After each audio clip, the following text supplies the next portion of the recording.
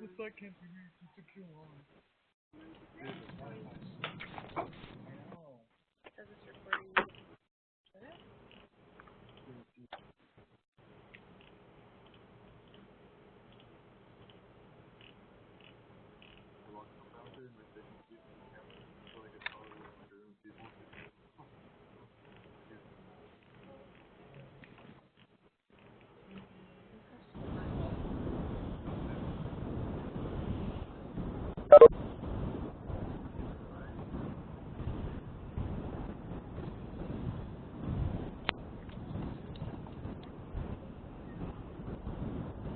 I heard something a little bit ago, but now. Did you mute?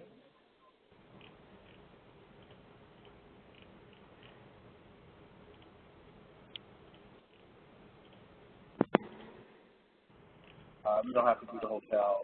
I have enough time. I don't need to do 6:30, which I thought was the case. So here's what we can do. Sharma's with me now. I sent his resume to Sean and package.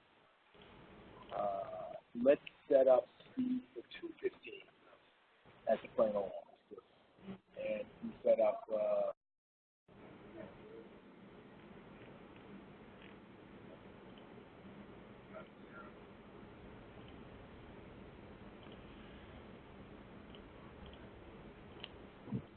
I can see it my nostril.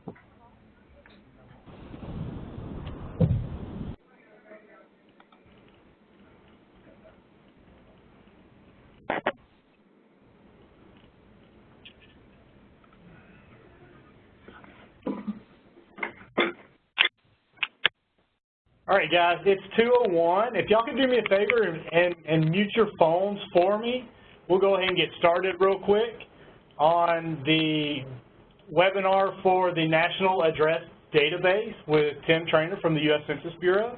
I want to welcome you all to the webinar this afternoon. My name is Drew Fiorinelli, and I currently sit on the GITA Board of Directors. Before we get started with Tim, I would like to make a couple of announcements for GITA that you may find very interesting. These webinars are an example of professional education and community awareness made possible by financial support of GITA's membership. So we really appreciate your membership at GITA. It enables us to continue to put on these webinars as educational opportunities or introduction to all of our members. Secondly, I want to talk about the first meeting of the Texas chapter featuring Google's Cloud Service Team is back on for next month. I think we have some scheduling issues with that, but if that's something you're interested in and you're in Texas, look for that to happen next month. We are also extremely excited to announce that last week GITA and the management team for the CGA 811 Excavation Safety Conference and Expo signed an agreement which significantly expands GITA's involvement in that conference taking place in Phoenix, Arizona during the week of March 5th, 2018. GITA will kick things off on March 5th with 2 days of GITA development workshops, presentations, which will focus on GIS hot topics and developments. Then the CGA 811 community will follow with 2.5 days of incredible learning focused on the safety and the nation's buried utility systems.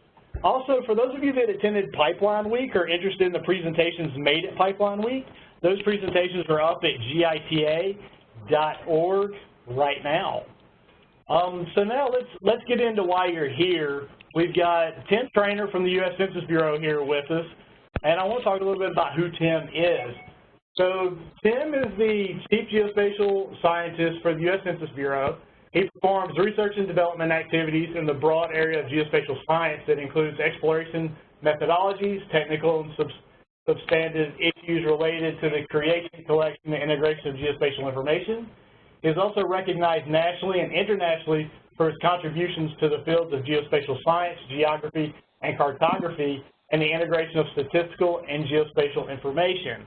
And Tim has offered to host this webinar on the National Geospatial, on the National Address Database, which is something I've just recently been introduced to. So without further ado, I'm going to turn it over to Tim and let Tim tell you about the National Address Database and what you can do to get involved. So Tim, take it away. Well, thanks very much, Drew, and thanks to all the members of GITA for giving us the opportunity to chat with you this afternoon about what the National Address Database is and some of the efforts that have been going on over the last year or a year plus. I have with me, as part of this presentation, Linda Liptrap, and you'll learn what her role is in this, as well as Matt Zamolzak, who also is part of this process. So during your question and answer period, they may have to help me a little bit to get to the specifics of your questions. The first, I would start out by saying that for those of you who may not be familiar with the FGDC, it's the Federal Geographic Data Committee. It's the organizing and coordinating body of activity, geospatial activity that occurs within the federal government.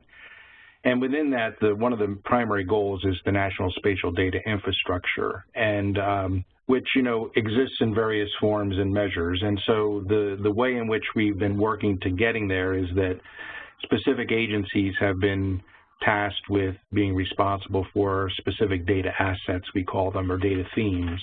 And so, for example, you might have a theme on elevation or hydrography or roads or boundaries. And in this case, the address theme is one that was recently created. And so, so that's what I'm going to be talking to you this afternoon about, is the address theme itself, and that's an opportunity for involvement, and then how that is reflected in the work that's going on with the National Address Database. So as part of the presentation today, you'll see that I'll go over what the theme is and the National Address Database. I will talk to you a little bit about roles and responsibilities so you can see how this is a shared environment and a shared opportunity. We'll talk about goals and accomplishments, the actual subcommittee itself and who's involved with that, and then a little bit about the workflow subgroup. Following this aspect of it, we'll be talking specifically about the National Address Database itself. So if you think about the address theme, it's part of the geospatial portfolio. It's a national effort, and this consists of the data sets, pertaining to addresses and their locations. So that's the geography part of this. It's an open and publicly available nationwide database of residential, commercial, and postal delivery addresses with location data and geospatial coordinates. One of the things about this is that we really expect to eventually have more data sets as part of this effort, such as linkages to parcels and maybe even building footprints or points of key infrastructure items like, fire hydrants and manholes, things like that. That's not what we're working on at the moment, but you can see, if you have a little bit of imagination and the value and the potential for this, when we talk about things like the basic infrastructure for the nation, this kind of data is really an elemental part of that exercise. So just to talk about who's engaged in this, we have executive theme champions. These are executives within the federal government. Deirdre Bishop is the chief of the geography division. She took over from my position a year and a half ago. And so she's the Census Bureau's linked executive champion. Steve Lewis, he's the acting champion for the Department of Transportation, and you'll see that he plays quite an integral role in the process as we're organizing ourselves. Now, for the theme itself, the leads are Linda Liptrap, who's with me today from the Census Bureau, and Steve Lewis is also that theme lead for the Department of Transportation. We form a subcommittee as part of that. Steve Lewis hosts it for Department of Transportation, and Linda Liptrap is acting in that capacity at the moment because the person we had in that position has moved on to other opportunities. And then we have the National Address Data Set manager, and that's Matt Zamolzak, and so he's from the Census Bureau. As you can imagine, we do maintain an address list for the country here at Census to support our censuses and surveys, and we've got the 2020 census coming up. So we're very experienced in this work. We're very aware of all the ins and outs of it, and so we're playing a key role in how this work goes forward. So if you look at some of the accomplishments we've had, or the goals that we had for the last year, the Address Subcommittee, it formed and kicked off in December of 2016. The theme definition was approved by the FGDC Steering Committee in March of 2017, and then the committee charter was completed in June of 2017. You can see that there was a federal NAD user requirements workshop, and that was conducted in February of this past year, 2017.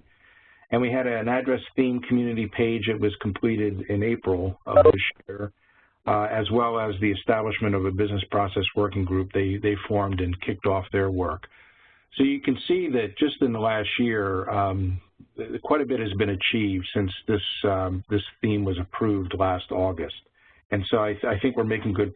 I'm very pleased with the progress we're making. I think we're being as expedient as we can be, given the fact that we do have some constraints, and we'll talk about those as we go through. So here's a list of some of the members as we go through. This is an open process, so you know, if there's interest on the part of organizations or other agencies or other levels of government, you know, this is certainly an opportunity to participate. This subcommittee was formed late in 2016. We're taking an approach with, you know, as you can tell, broad representation. We have, you know, we look at this in a couple different ways. The left side could be the user community in the federal context, and certainly could be used at every level of government. But from a federal perspective, you know, we're kind of the user side of things. And then the right side really shows us who those data providers are for the most part. And we know that most addresses are occurring at the local level, and then they bubble their way up. But this is one way of getting more people engaged. And what we're observing is that the states particularly are showing keen interest in aggregating that data and then serving it up as part of their work. So we have authoritative data coming in from the local governments, and some of those are being provided directly, but others are being provided through the states. Federal agencies use address data. Some of them we know manage their own data sets, or they're purchasing them from private vendors. So this is an effort to try to minimize the duplication of those activities. We have lots of use cases, and they're very diverse in terms of how people would want to use or can use or need to use addresses.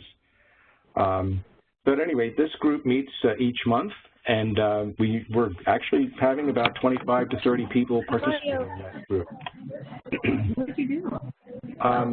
So in terms of the workflow, this is a workflow group that was created.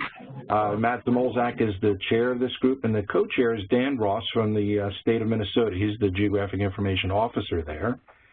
The subgroup consists of half a dozen people representing the federal, state, and local government interests. And then we've got also private sector and professional organization representation. So you can see that we're trying to be as inclusive as possible. This group is really trying to figure out what the workflow is for processing address updates from providers, how that should work. And you can imagine, I mean, just, you know, in working in the national data set realm at the Census Bureau here, you know, we do a lot of this kind of work, and when you have so many different users coming in with their own data, but it's coming in from different sources for us, it doesn't always look the same. And even with people following standards, even precisely, still the way the data looks is not necessarily perfect. So this workflow group is working on, you know, they'll be looking at those kinds of issues. And then they'll also be looking at potentially other data sets under the address theme. So that's another benefit to the work that's going on. In terms of the subgroup, they're meeting regularly, as you can see here. They've had a couple of items that they've really focused in on. One is the universe of authoritative sources. So we want to be sure that when we talk about an authoritative source, we're getting the right one and the best one. So that's a factor that we look at carefully. And then they're also looking at address update workflow ways to visualize those workflows, as well as the various documentation that's required to do that. The committee, the subcommittee, in their discussions, I mean, they're not just sitting around talking about general things. They're really trying to move this ball forward. So in doing that, one of the things that they do is give direction to groups like this workflow subgroup. So I think that this is really good information to help make the process work successfully as we go forward. So let me shift gears here for a second, if I can, and just talk to you about the database itself, the National Address Database. So these are the topics that we'll go over just briefly, background information and the development environment that we have. There's a contract for to help out with some of the work, and we'll get into that, and then also tell you where we are in terms of the status of the production, and then I'll talk a little bit about the production environment. I guess I should preface all of this by saying that, you know, this is all relatively new. We're going through growing pains as we go. We're making changes as we learn about things, and so the goal is to have something that's usable at the end of the day by folks that really see a need for address level information at local, state, regional, and national levels. So maybe I should back up and just say, you know, in a very general way, one of the compelling arguments for doing this was public safety and emergency response. Clearly, there are lots of other uses of a national address database, like census taking, for example.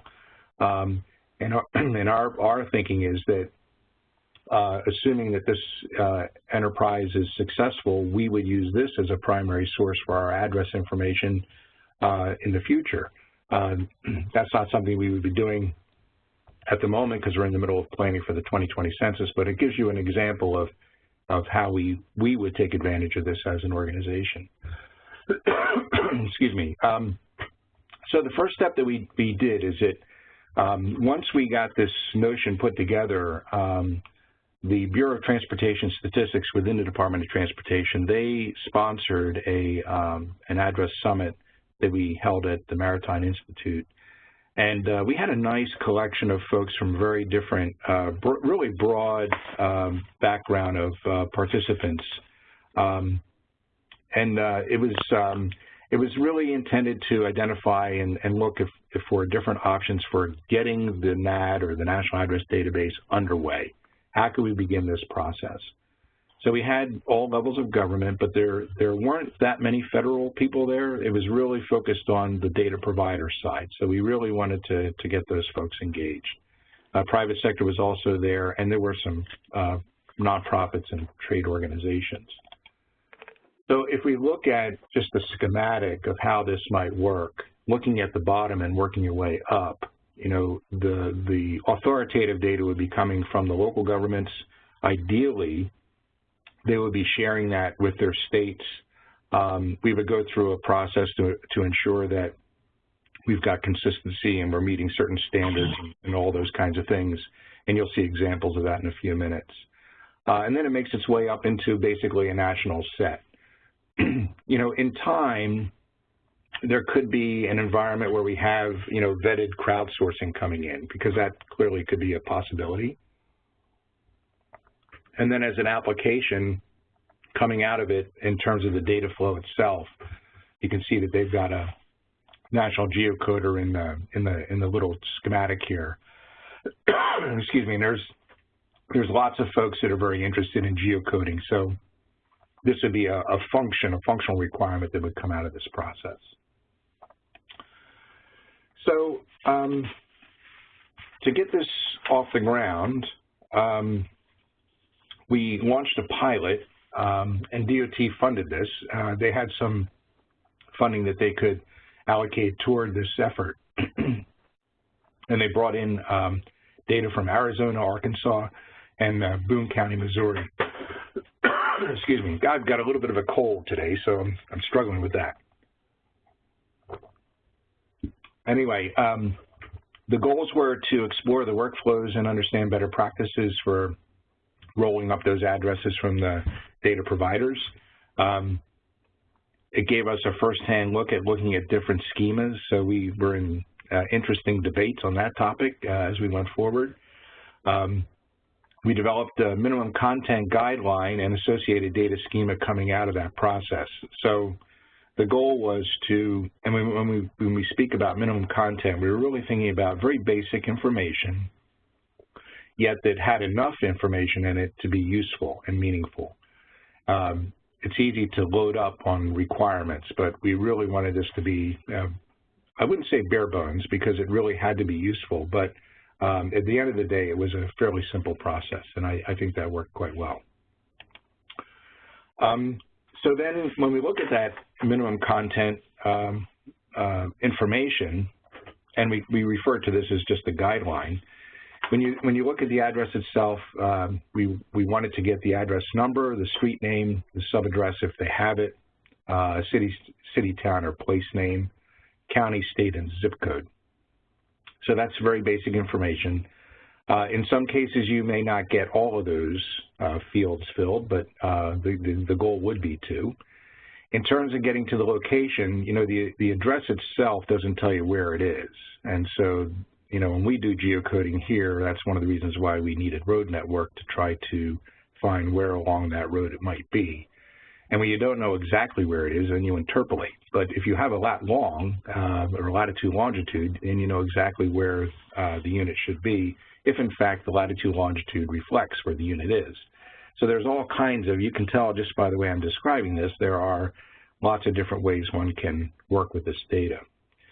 Another requirement that came out of that summit that we had was that they definitely wanted some kind of referencing system. And so given the interest on next generation 911 and related activities, the national grid coordinates are also of interest to this process.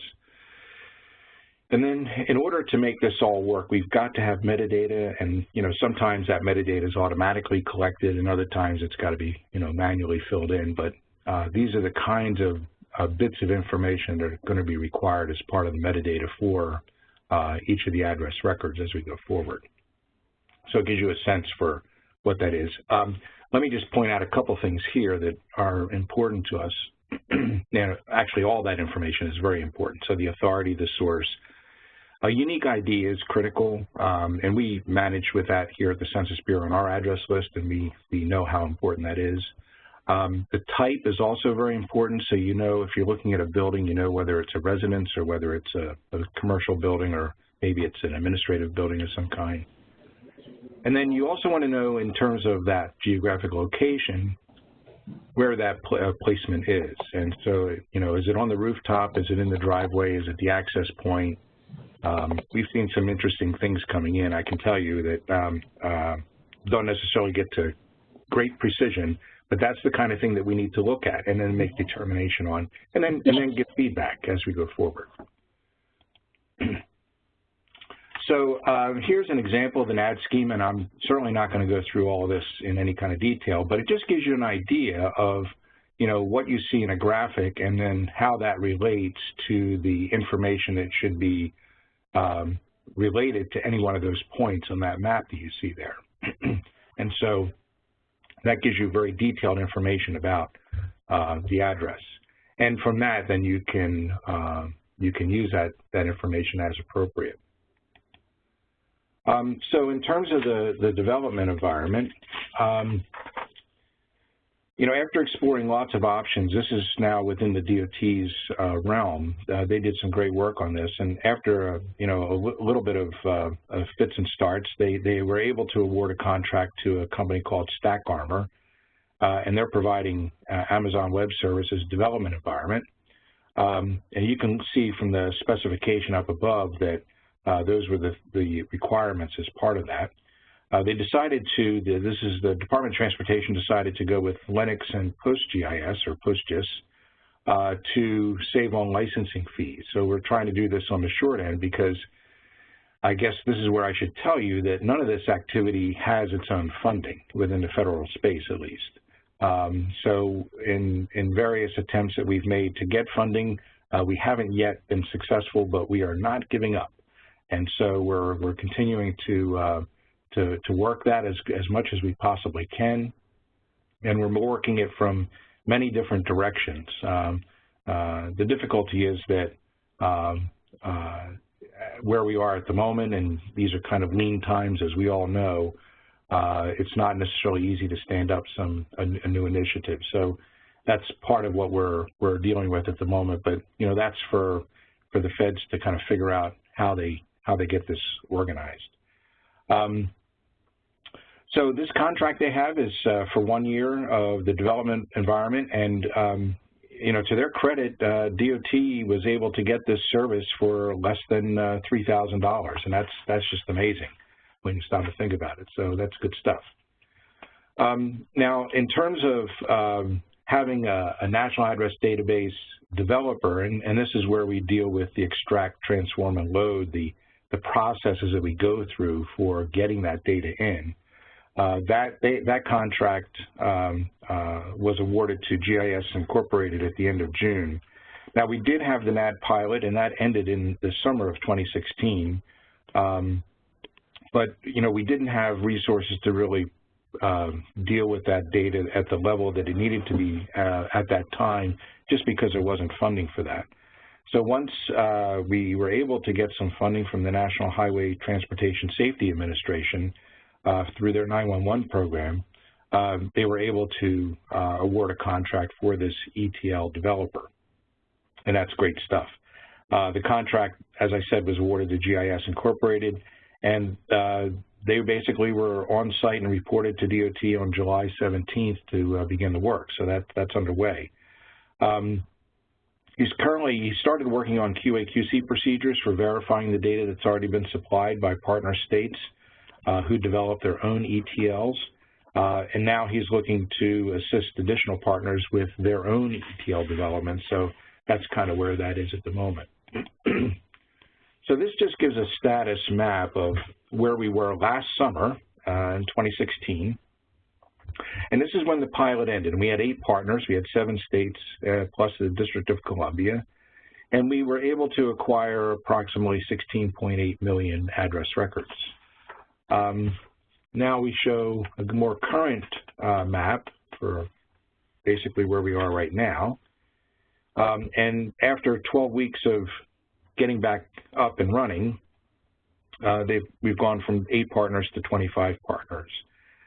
We already have data submissions from 20 of those 25 partners, and the total record count for those 20 is now at about 44.1 million address records.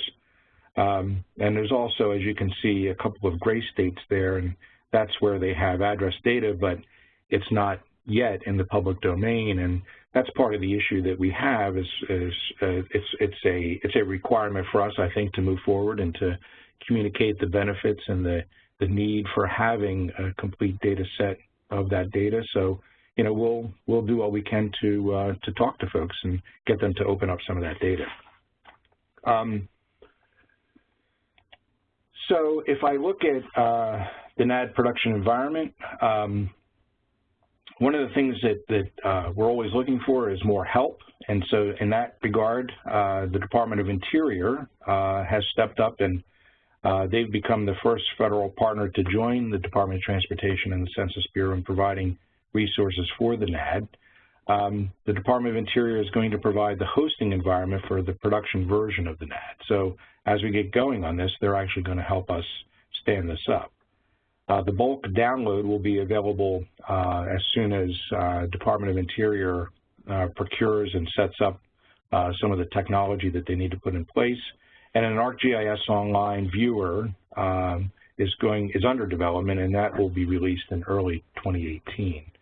So you can see that this is growing by bits and pieces. You know, if you were to start a project from scratch and, you know, plan it out from beginning to end, you might do it a little differently, but we're really trying to push this forward because of the value and the need for such a thing. You know, when you ask somebody, you know, that we're working, when we talk to folks and we tell people that we're working on this national address database, you know, their first reaction is, well, do you mean we don't have that already? And the fact is that we do not. So, and this is what we're working toward. So as we kind of come to closure on this presentation and give you some time to ask us some questions, you know, here we have our timeline, and we went from, this is something that our friend Steve Lewis at DOT put together, from sprint to snooze to sprint. And part of it was that we got underway with the plans and the need and the focus for the National Address Database, and we got underway right away with a pilot. We collected some data, and then we were eventually able to spend some time with that data, and then we expanded that to bring other partners into the process, and then we were able to also get some contracted help to help process that data and to move it forward. But as you can see from this slide, we're also looking for additional partners, and again, that's from those folks that have the authoritative data that we're looking for. So here are some contacts for you. Deirdre Bishop, as I said, is the executive champion. Steve Lewis is serving on 3 different roles on the group at the moment. Linda Liptrap is our theme representative here from Census, and Matt Samolzak is managing the workflow group. So if you want to reach out to them, please do. And with that, I think, Drew, I'll stop and then take any questions that might be coming in. Tim, that's perfect, man. This is some cool stuff. Yeah, we've got some questions. I want to go back to the NAD availability. Can you speak to that again? I think you were talking about availability being early 2018, and that's going to be through RGS Online applications. Is that kind of what I'm hearing from you? So at the moment, tentatively, that's what we're targeting for. Now, let me qualify this with a big Q, big qualifier. One is that we don't have a national set of data. Secondly, when I showed those maps of the individual states, it implies that we have a whole state's worth of data, and that's not actually accurate. So in some cases we have whole state's worth, and in other cases we don't. The other thing is that, you know, we know that when we put this out, we'll likely put it out as kind of beta version of the data and the system, because we're going to go through some growing pains both with the data and the user side of things, the requirements. So in the beginning, for example, people would be able to download the data, but there's not really much of an interface beyond that outside of some of the development that's going on with the ArcGIS Online. And so, right, okay. So anyway, that's kind of where that sits at the moment. Okay, yeah, that makes sense. For those of you participating in this webinar, I want to remind you, use the chat window if you have any questions. That's where I'm monitoring questions to provide to Tim. I've got some questions on updates. How often is the data going to get updated? Is it updated just as states get data, or are you trying to reach out to local governments to participate in this program so that we have accurate data pretty regularly? So, you know, this is where the organization of the committee comes in. This is the benefit of having people, you know, committed to and engaging with, and then can make the case for the frequency of updates. But at the end of the day, it's going to come back to the data providers. How frequently can they or do they update? So, for example, I mean, I can tell you from our experience here at the Census Bureau, you know, we have some cities in the country, for example, that, you know, are updating addresses every single day because right. they're going through growth. And your community, for example, and dealing with, you know, the utilities and doing all the basic infrastructure work, you know, clearly there's lots of addresses that are being put in place before you see a building go up. So those are the kinds of things that we need to be aware of. And what I think we have to do is communicate that to the data providers, and also provide, as time goes on, mechanisms for them to be able to update that data in as efficient a way as possible. And today the technology can do lots of things. It's not a technical problem, so it's more about how some areas will be able to update on a, if possible, a daily basis, or even more frequently than that, if that were the setup as we go forward. Okay, yeah, that makes sense. And of course, I guess I should qualify all of that by saying that, you know, please remember that in the past, or as we are right now, we just don't have funding for this as an enterprise. But I think that improving the value of it once that funding is established, then that's part of the requirement to ensure that we can do those kinds of things.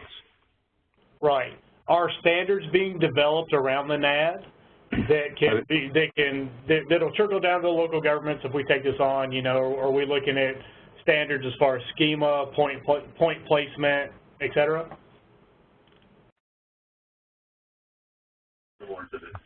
So we have, as the agency that's been working on addresses for quite a long time, we have developed, with the help of ERISA, an address theme or an address standard, and this is through the Federal Geographic Data Committee. So there's a Federal Geographic Data Committee standard on addresses, just like there is for other data asset types. And we employ those standards as part of our work here at Census. We've been in a fairly deep discussion on standards within our community for the National Address Database, and I think we're in a very good place on the standards. I think the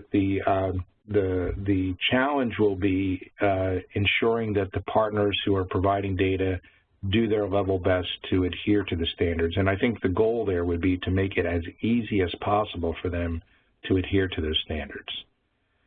Okay. So, and the standards are pretty flexible in that sense. Okay. Is there a place that someone can go to look at the standards or look at the schema? I'm looking to my colleague here. Yeah. So, yeah, this is Linda. So on the geospatial platform, there is an address theme community webpage. And so one of the things we need to do some more work in developing that, but if you go to the geospatial platform address theme community webpage, we have links to standards, we have links to some of the white papers kind of leading up to and building the case for the National Address Database. Yeah, so that's really your place for information about the theme and some of the artifacts related to the National Address Database. So for folks, were you able to hear that, Drew? If you can repeat it just one more time, it went through kind of quick. Sure, that's fine. So just so folks know, there is something called a geospatial platform that's managed by the Department of Interior, and that's with that's the host for all of the geospatial data assets that we have within the federal space, and it's national data. And there is an address community there.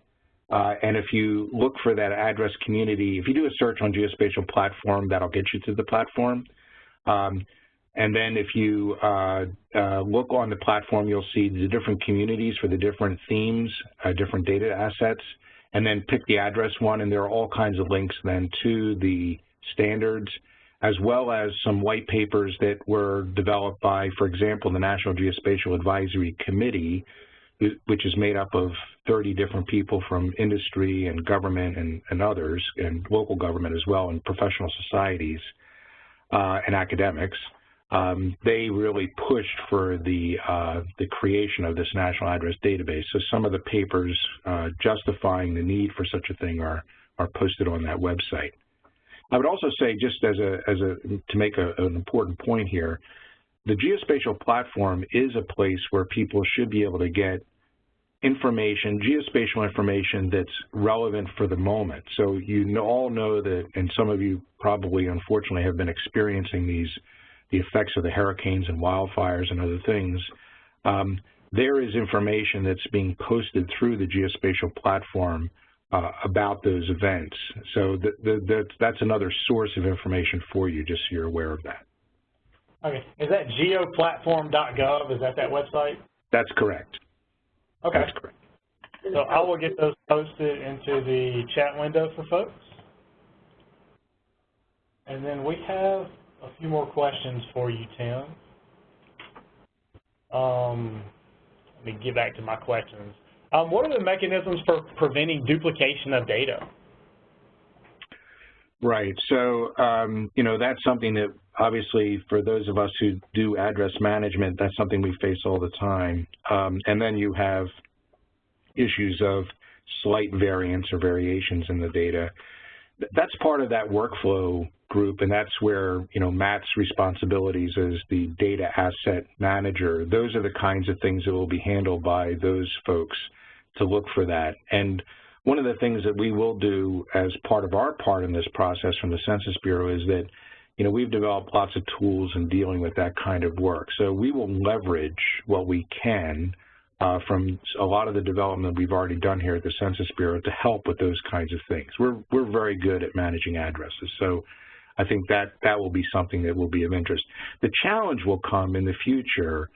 You know, I see this activity expanding into other forms of point location data that's of great interest, but it's not a typical address. It's not, you know, something that's a house number, street name. It could be the location of, say, windmills or cell towers or whatever it may be. And so when we get into new types of data, and I think this will happen, we might have to look at other ways of managing that, and we'll have to learn as we go. Right. Do you see companies like USPS or FedEx being involved in this process or taking on this data at all? Yeah, so as part of our normal work here at the Census Bureau, just to make it clear, we have a very, very close working relationship with the U.S. Postal Service. The U.S. Postal Service has been working with us on the development of the NAD. They're very interested in this work, and so they will be a partner as we go forward. So this is really to benefit everybody at the end of the day.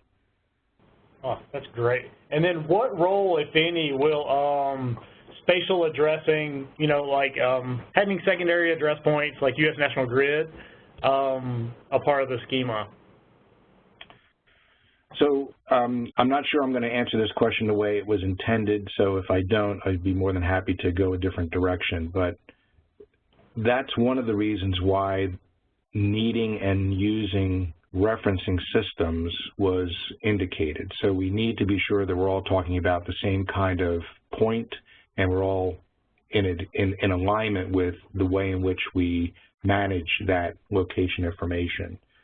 So the National Grid will be part of this process.